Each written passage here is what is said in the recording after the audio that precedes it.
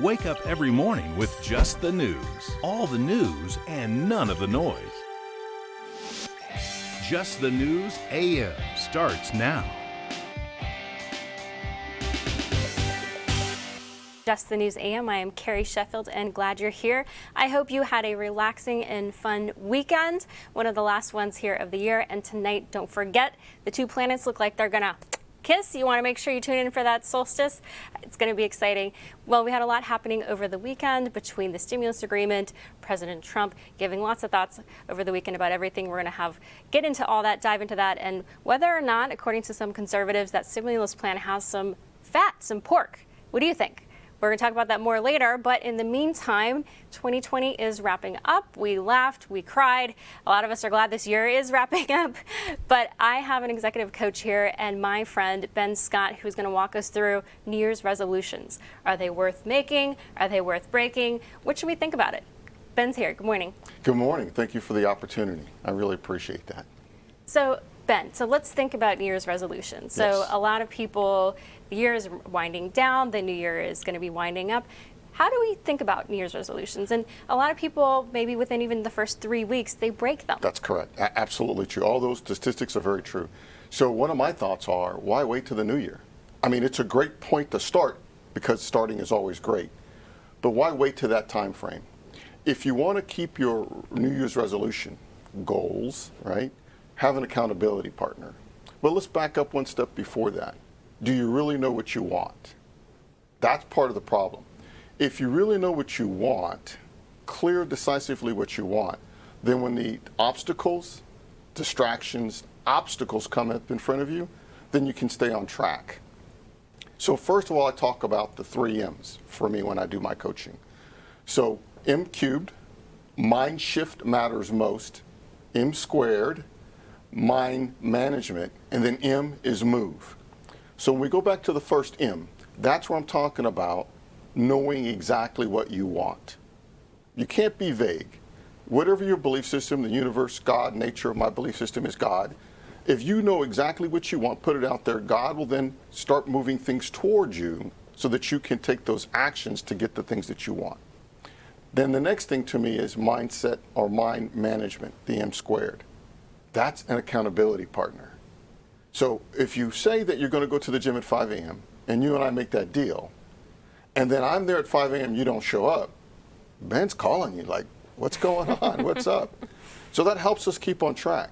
If you say we're going to lose weight, which is probably the number one thing that we're going to do, right? We're going to lose weight and get in shape. But we don't have an accountability partner to help us stay in that mindset. So that's where coaches come into play. That's where friends come into play. Even a video. So one of my resolutions was earlier this year when we went into COVID lockdown is that I was going to start doing on the treadmill. So what I did was I did an hour on the treadmill, running, jogging, walk, jog, whatever it was. I recorded it, then I posted it on my website. Do you see how I did the accountability thing? I had the accountability of the recording and put it out there. So mind management is really very important. And the number 3 is move.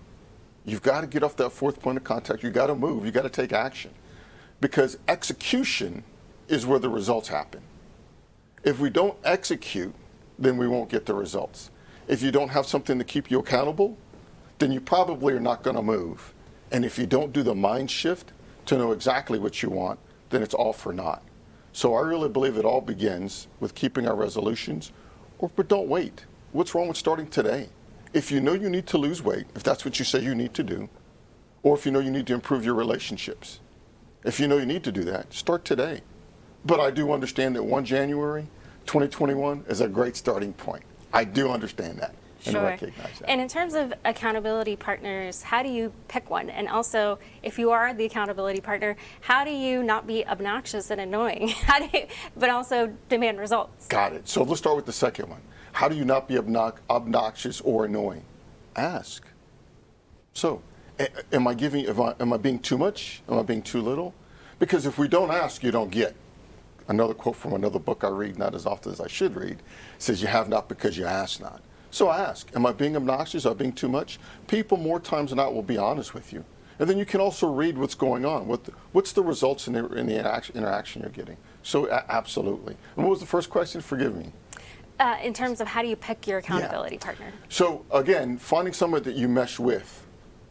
So do you have that correct vibe? Do you have that correct, that symbiotic feeling with the other individual?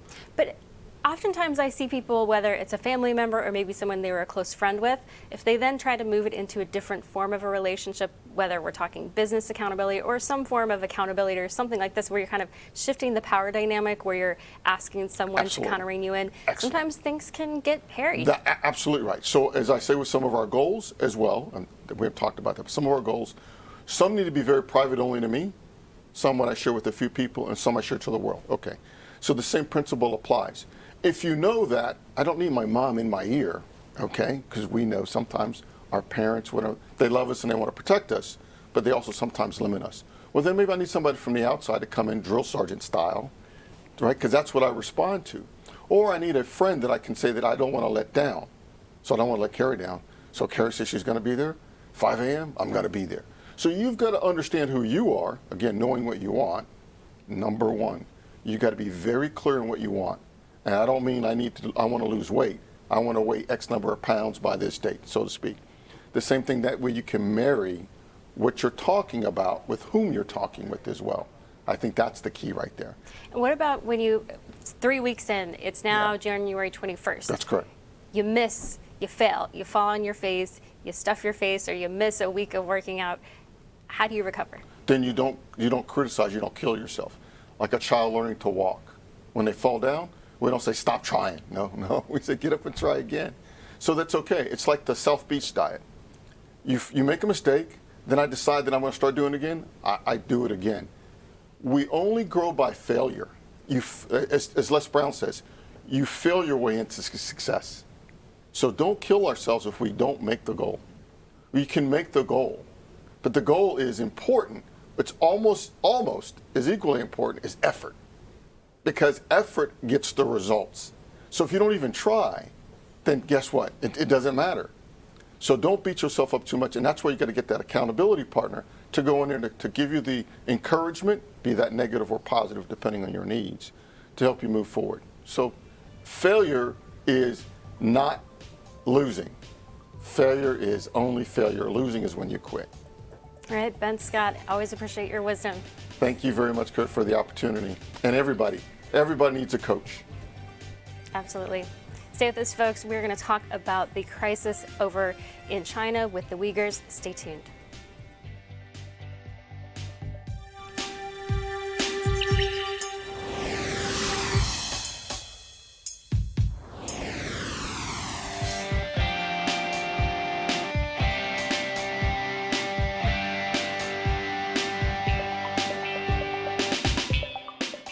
Hey there, good morning, and welcome back here to Just the News AM. I'm Carrie Sheffield, and glad you're here with us. Well, Operation Warp Speed broke all the barriers when it came to developing the coronavirus vaccine, and it was led by President Trump. And joining me here this morning is Michael Pratt. He's the Chief Communications Officer for Operation Warp Speed. Good morning, Michael. Good morning, Carrie. Thanks for having me on. So congratulations on your historic day, the first injection of someone here in the U.S. with the vaccine up in Long Island, as they say. Let's play some sound from the president setting up what happened on Friday night with the approval. I have really good news. Today, our nation has achieved a medical miracle. We have delivered a safe and effective vaccine in just 9 months. This is one of the greatest scientific accomplishments in history. It will save millions of lives and soon end the pandemic once and for all. So, Michael, we heard over and over when the president had first announced Operation Warp Speed, we had lots of people, not only in the media, but also in the medical community, saying that that was just way too audacious, it was way too ambitious, and just impractical of a goal to have the vaccine on tap by the end of the year. Why do you think they were so keen to really try to, put a timeline that they thought was more reasonable, but ended up not being real? Well, I think when you have a leader like President Trump and you have a health secretary like Secretary Azar, they looked at the timelines that the pharmaceutical companies were providing and they said, that's not good enough. We can do better. America's the nation that put a man on the moon. America's the nation that had the Manhattan Project. We need a Manhattan Project too. We need Operation Warp Speed to be able to deliver critical life-saving vaccinations without skipping a single safety or efficacy check that is run by the independent boards that the FDA has and that the pharmaceutical companies have for themselves. So they put a team together. Secretary Azar recruited Dr. Moncef Slaoui, who's the chief scientific advisor for Warp Speed. He met with Department of Defense officials who gave General Gus Perna, and this crack team that was put together that literally hasn't slept in months here in the Humphrey building has been working since May on delivering the fruits of which we saw Monday as we saw those shots go into arms. And I think it's a great reminder of what America can do when we put our mind to it. And it's a great reminder of what happens when you have leadership that buys in and says, we can do this, we're going to do it the right way, but we can deliver because this was all about saving lives. And that's what the president, that's what Secretary Azar, that's what Operation Warp Speed delivered. And in terms of the politics of this, the president put up a tweet saying he addressed reports about this issue. He said people working in the White House should receive the vaccine somewhat later in the program unless specifically necessary. I have asked that this adjustment be made. I am not scheduled to take the vaccine, but look forward to doing so at the appropriate time. Thank you. And that was in response to some people saying that that people at the White House would be cutting to the front of the line, even though they're not necessarily on the front lines as healthcare workers. And they said that that was not fair. And the president said, no, hold your horses. This is a fake news rumor. Can you talk about that a bit? What's the decision? How do you guys think about who should get the vaccine?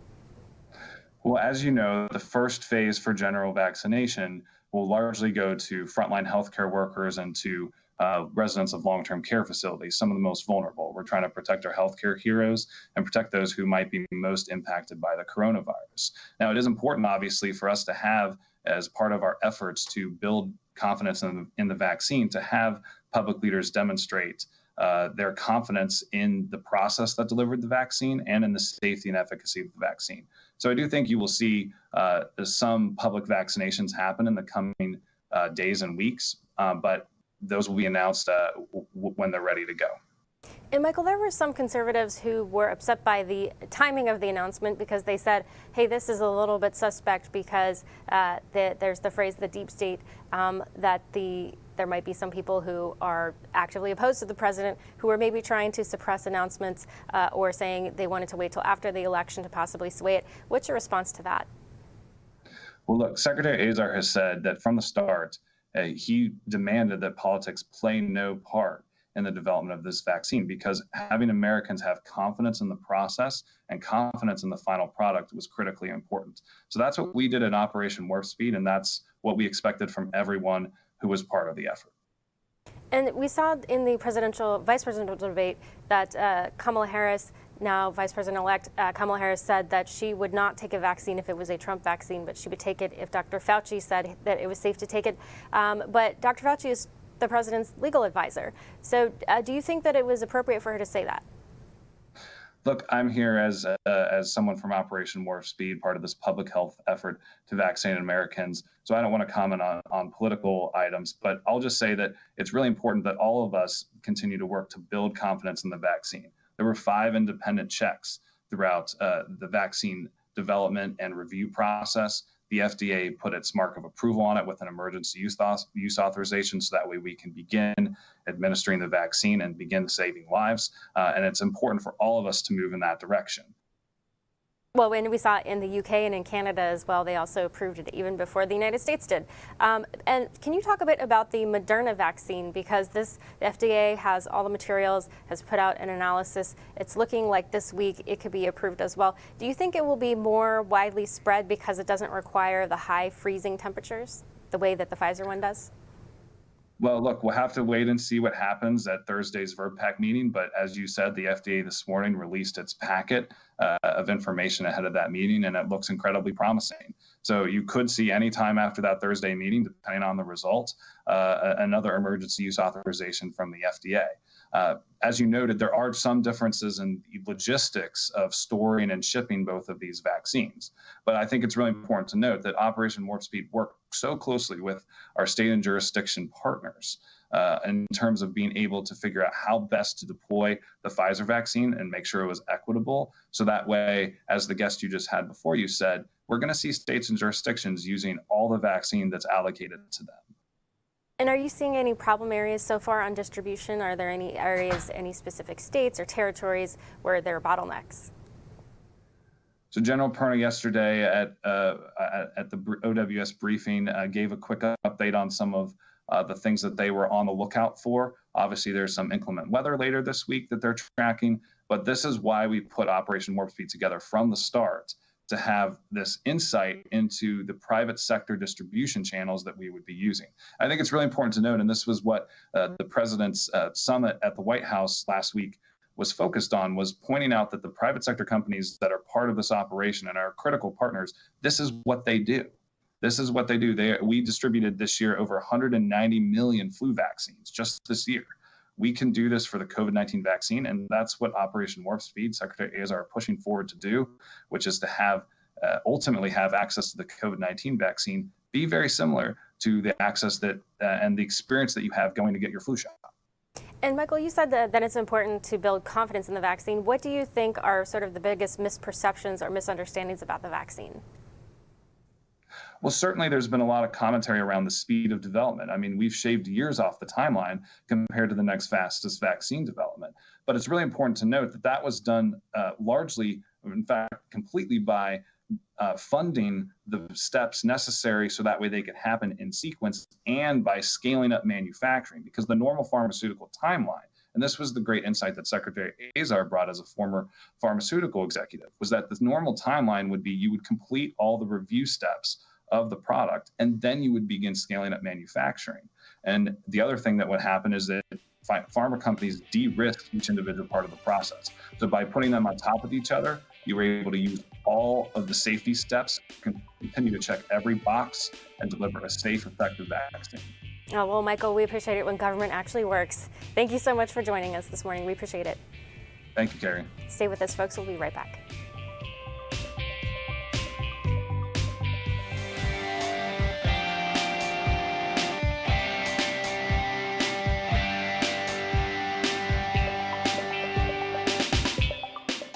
Hey there, good morning, and welcome back to Just the News AM. I'm Carrie Sheffield, and glad you're here with us. I want to play this clip for you. It's a preview from a very interesting documentary. Take a look. I don't remember the actual day, but I remember the emotion that I felt when it happened. I'm often asked, was there an epiphany? I started asking questions. As I became more politically aware, a lot of the way that I saw things began to change. All of this information I've been taking in for several years. A continuation of these kind of contradictions. I had bought into all of these lies. You begin to see what the real agenda is. That's usually how that red pilling process begins. Black America is starting to get it. People are starting to realize what's going on. And it's a very provocative title there, Uncle Tom. And joining me is one of the stars of that documentary. His name is Vish Burra. He's vice president of the New York Young Republican Club. Good morning, Vish. Good morning, Carrie. Thank you for having me. So what's been the response since this? So this came out in the summertime. What's been the feedback that you've gotten since it came out? Well, pretty much 99% of the feedback that we've gotten has been super positive. I mean, it's a powerful film just on its own, you know, without even lending to the politics of it all. It's just an incredibly well done film by Justin Malone, and the feedback has just been extraordinary, and the reviews online and the ratings that we've seen on the platforms are just through the roof. I mean, I'm very proud and humbled and honored to be in this film with such trailblazers like Alan West, and, you know, rest in peace Herman Cain, rest in peace King Face, two of the co-stars who have since passed since this movie was released. So, you know, we're just incredibly honored, and I do think there's more to come. And in terms of, we saw the support for President Trump among black voters. It doubled, for example, among black women. It certainly increased among black men as well. Do you think that the support is durable beyond just Trump the man? Is it more of the movement or the ideology or even the Republican Party? Well, I think that it's one of the main reasons I personally got involved in the Trump movement. I think there is this opening for conservatives and Republicans to reach out to young minority males such as myself. I think that there's a durable and long-term prospect there that we should pursue we've seen that, especially in the 2020 election that just passed, the numbers, especially in the locations, the geographic locations that these votes have come from, it can present a very interesting prospect to shift the maps that currently exist today and how we go about winning the presidency or any of these congressional seats or any seat that we go after. So I think it is durable, and I believe that it is for the future. But we have to make sure we work to reach out to those communities and then organize that energy and that enthusiasm into something effective. And what about your story? Were you always conservative or always a Republican, or was there sort of a light bulb moment for you? Were there specific issues that really changed your mind? Well, I've always been so. I registered as an independent, but I did vote for Barack Obama in 2012. Now, I openly tell everybody I made that decision on a sort of identity politics basis. That he was dark and so was I. So I thought it was a natural choice. But since then I've sort of grown out of justifying things so easily to myself, and I ask tougher questions as to why I vote for somebody. And so that's one thing, is my maturity and just understanding how I go about making decisions. But obviously, there were things about immigration and the way Washington D.C. did business, and a whole bunch of things that I was upset about that got me into this movement. And namely the Bill of Rights being so clearly under attack from the left. So all of these things, helped me to get involved. And I believe that there are plenty of young minority men out there who are ready to also stand up for these things that we believe in. So over the weekend here in Washington, there were some Trump supporters who were here. Thousands of people coming in to support the president and push for more investigations around electoral integrity questions. But there were some who have been criticized, and the D.C. government is investigating reports that some of these protesters were destroying Black Lives Matter signs and other materials that were owned by historically Black churches. So this is the private property or materials that were placed on private property, and you have people coming in who are Trump supporters and destroying it. And I was listening to the NPR coverage, for example, this morning, and they were saying it was white supremacists who were doing it. What's your take on that tactic as far as taking material that's not yours, destroying it? Do you think it's going too far, and does it risk alienating people who might be sort of on the fence? Well, I think that this kind of behavior it takes it too far anywhere. But let's be clear. I mean, we saw the Summer of Love, where BLM and Antifa were literally acting like terrorists. So I don't think they have a moral high ground to make this argument or make or create hysteria about this. I think this is just a lot of political attacks, just trying to paint every Republican as violent and that we own what's going on in the streets. But for some reason, the Democrats don't own what Antifa and BLM do in their streets. So I think it's just hypocrisy. I don't take this seriously. I reject the whole premise of the argument. But what I think that we are going to start seeing now is that there's going to be an escalation, between these folks just coming out trying to understand where we stand in terms of this fraud that's taken place and where we are in the process of figuring out who's our president, because tensions are high, and people are really, really passionate about these things that they believe in. And when it comes to reaching out, as you mentioned, to, you said it in particular, young men of color, what are the particular issues that you think would really hit home with them? Well, I think, every young man, I think, especially young minority males, we want to prosper. We want to be part of society where we can, have a family, own property, and grow a business and be leaders in our communities. So I think that's a natural inclination for young men anywhere, but especially young minority men who may come from tougher places where the demand to be better is higher. So I think that it is needed for survivability. So I think that especially moving forward, we should be unashamed in our love for capitalism and in our love for the system that allows people with good intentions and who work hard to prosper. So I think that and that's a very positive message that we can go into these communities with to to try to organize them to buy into the system and invest in this system. All right, Vish Burrell, we appreciate it. Thank you, Carrie. Vish Burrell, he's the New York Young Republicans Club vice president. Well, stay with me, folks. We've got some very eye-popping and compelling charts that I want you to see. They're calling into question a lot of the science or the consensus around masks and other things with the COVID shutdowns. And data expert Yanon Weiss is going to join me. Stay here, folks.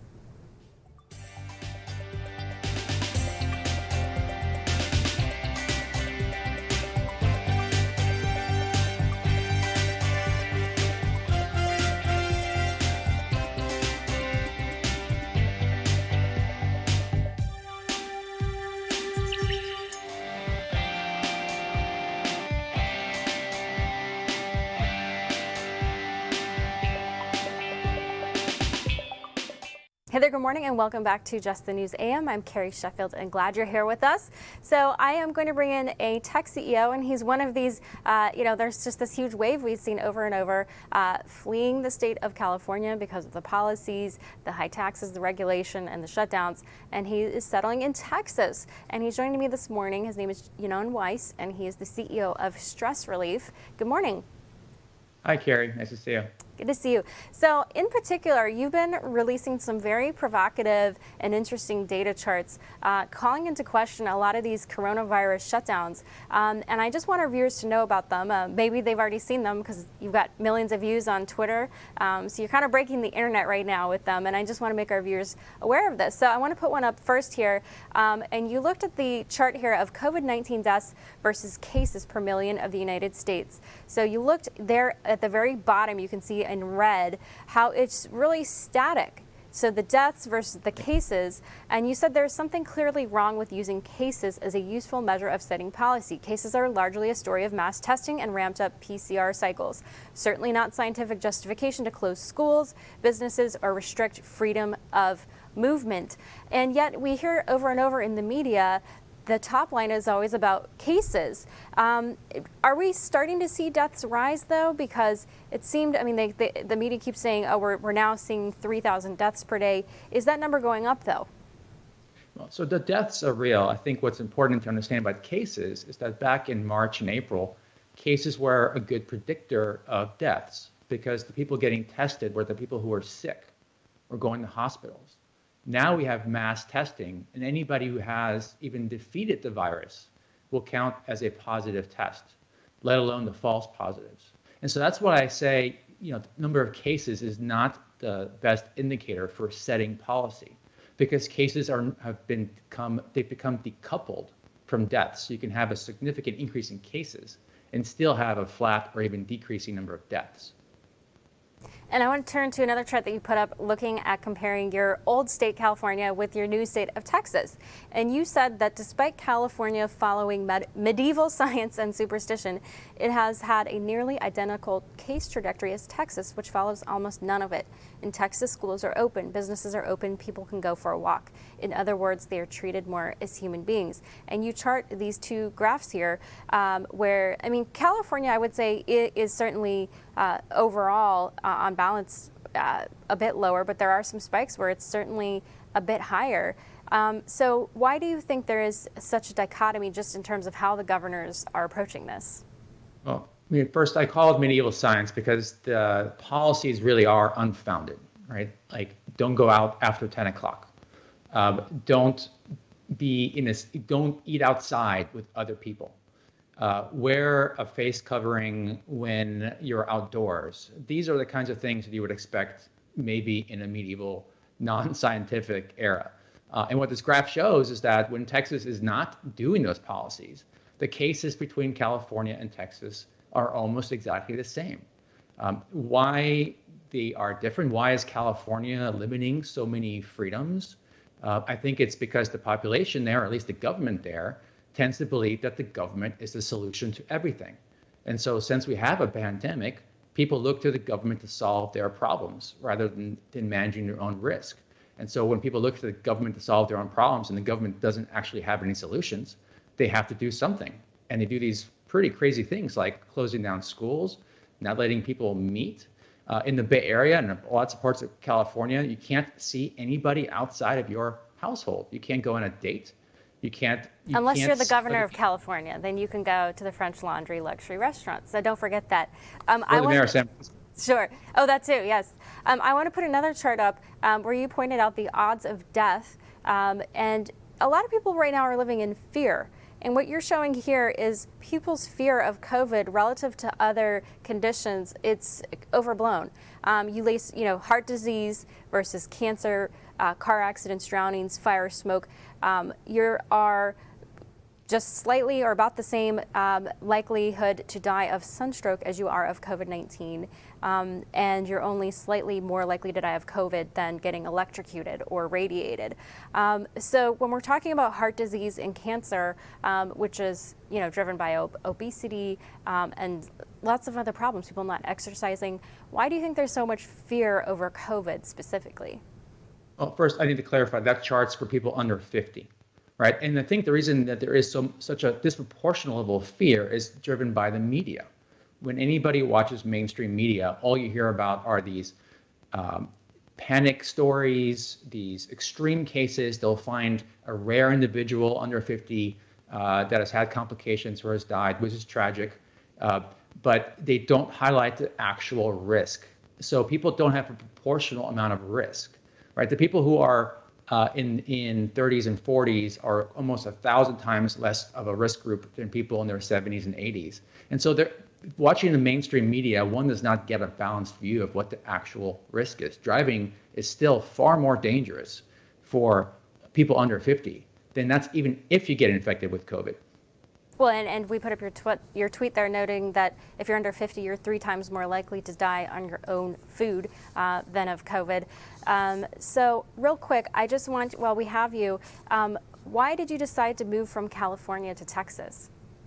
Yeah, I mean, there's 2 factors. The first was a very practical one for my kids. I have 3 kids in elementary school, one of them in kindergarten, and he started kindergarten on Zoom on a tablet. And my kids' education is just a non-starter. I'll go through any length I need to make sure my kids have access to a proper education, and California is simply not offering that. The second is a little bit more philosophical. I mean, what I view in California as doing in terms of limiting people's freedom of movement, destroying people's livelihoods, encouraging neighbors to report on one another, preventing people from going to a place of worship. Sorry, we got to leave it right there, but thank you so much. Stay here, Thank folks. you.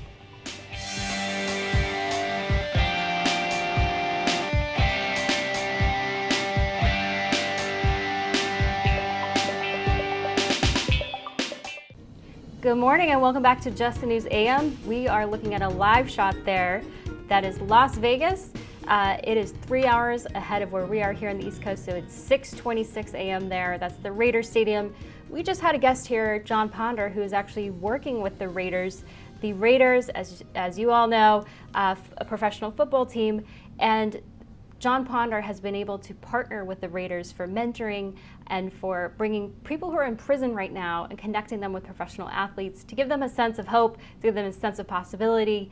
The stadium is also being used to host Christmas morning with families of prisoners. So what they're able to do is they get their families, they got 100 couches, they're putting them in the stadium, they're bringing their families together and letting their families celebrate Christmas in the stadium. These are prisoners who are behind bars, but they get a one-day reprieve to go out on Christmas Day. They bust them in. Really heartwarming, great story, but we wish the people of Las Vegas all the best. Now we're going to move on. I was able to interview Jimmy Lai. Jimmy Lai is an eccentric billionaire in Hong Kong. He's been arrested multiple times over the years for various things.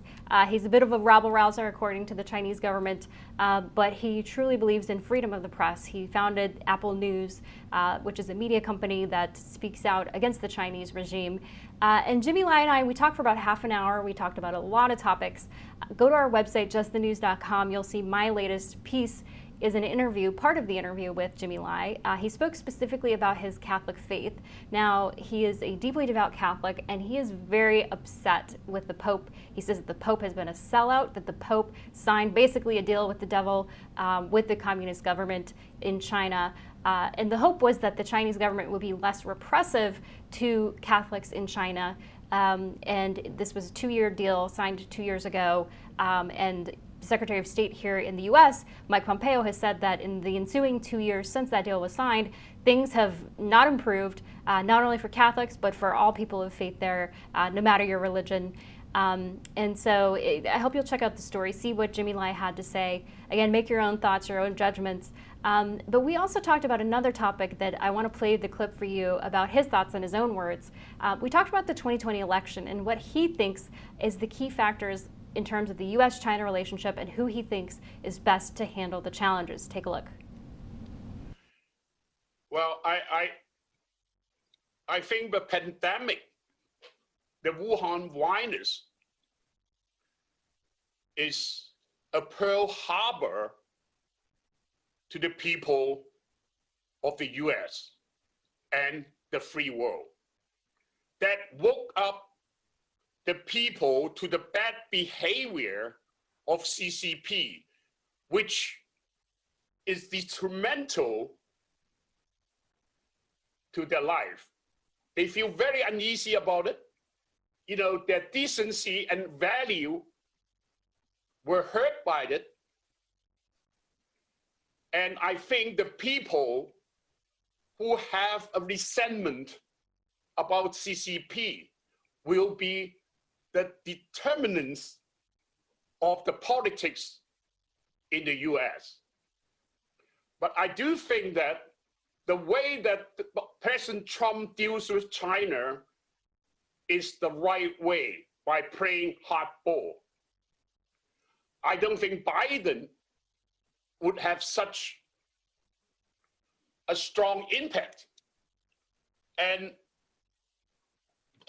I haven't seen Biden being very strong against China. I'm afraid that if he becomes president, he will be more reconciliatory to China than President Trump. But I don't think President Trump will be defeated. I have no doubt he will be reelected, because people in the US knows that in this time they need President Trump. His record of revising the economy and making US, which is an energy importer, into an exporter, which also brought about the peace in Middle East, because the US doesn't have to depend on the US for the oil, but energy that make it easier to solve the problems in Middle East. And what about Joe Biden and his dealings in China? Because we just had here in the United States, the Senate, there were 2 committee chairmen in the United States Senate who issued a report to show that there are lots of questions about Hunter Biden, Joe Biden's son, that there are questions about the Biden family, and that Hunter Biden may have some potential criminal activities and some potential criminal ties to parties in the Ukraine, potentially in Russia as well. But Hunter Biden has also done business in China. There have been questions about Hunter Biden's business dealings and potentially using his father, Joe Biden, in his China business. Do you see any evidence of this on Hunter Biden and possible other members of the Biden family to use Joe Biden's position in China to make money for themselves or to engage in any corruption? Well, this is election time. Issues like this is very sensitive. You know, I'm not the one to get into it, but I just hope that there's nothing in the CCP's hand that eventually can threaten President Biden if he becomes president. I'm sure President Biden will play gentleman with China, that President Trump would not. So there is Jimmy Lai giving his thoughts on the 2020 presidential election. He thinks that, as he says, Joe Biden would play more of a gentleman toward China, and he says this is not what is needed right now.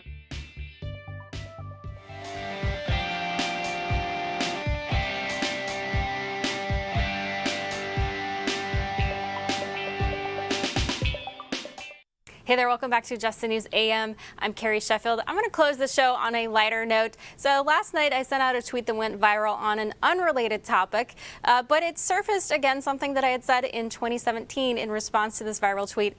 And it was about a historical figure that I compared President Trump to, and that was Winston Churchill. So I said on another network, I said in 2017, I think we should have a side-by-side of Winston Churchill's insults and Donald Trump's tweets. We'd see a lot of similarities. So someone on the internet, thank you internet, went through and actually did that. And this is a Twitter account called Bad Fox Graphics, and he put a couple side-by-side quotes. So let's take a look. So here's one here from Winston Churchill saying he delivers his speech with an expression of wounded guilt. This is President Trump saying, how can a dummy dope like Harry Hurt, who wrote a failed book about me but doesn't know me or anything about me, be on Trump TV or on TV discussing Trump? So you got the wounded expression here. The next one that this user pulled up was talking about another burn, and the burn from Winston Churchill says, I wish Stanley Baldwin no ill, but it would have been much better if he had never lived. And then you have the president going after the host of MSNBC, very brutal. And then another one on women. So a woman told Churchill, he says, if you were my husband, I would flavor your coffee with poison. And he says, madam, if I were your husband, I would drink it. And then you have Trump saying something also about crooked Hillary. The tone is very, very similar. So I stand by my 2017 statement. I certainly do. And I hope you might consider it as well. Stay here, folks. War Room is up next.